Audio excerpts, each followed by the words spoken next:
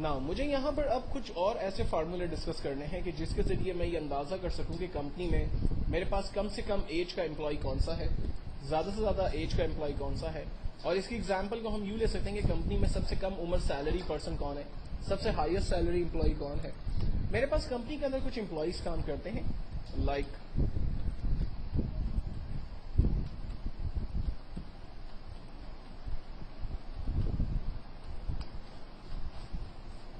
मेरे पास कंपनी के अंदर कुछ एम्प्लॉय काम करते हैं और मैं ये मालूम करना चाहता हूँ कि एम्प्लॉय में सबसे कम उम्र एम्प्लॉय कौन है। तो उसके लिए जो बेसिक फार्मूला इस्तेमाल होता है वो है equals to minimum, bracket open. Syntax को हम समझते हैं, कहता है ब्रैकेट ओपन करें, हमने ब्रैकेट ओपन किया, कहता है नंबर्स आप डिफाइन करें, हमने नंबर्स को रेंज में दिया।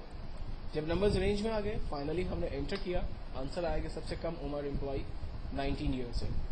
और अगर मुझे ये देखना हो कि कंपनी में सबसे हाईएस्ट एज का एम्प्लॉय कौन है तो हम फार्मूला लगाते हैं equals to maximum, bracket open, तमाम नंबर्स को हम रेंज में देते हैं, एंटर करते हैं, आंसर आ गया 54। मुझे मालूम करना है कि मेरे पास कंपनी में टोटल एम्प्लॉय कितने काम करते हैं तो हम फार्मूला लगाते हैं equals to count, bracket open, तमाम वैल्यूज को हमने रेंज में दिया, एंटर किया, आंसर आया 11 एम्प्लॉयज मेरे पास काम कर रहे हैं। मुझे मालूम करना है कि एवरेज एज मेरे पास एम्प्लॉयज की क्या है।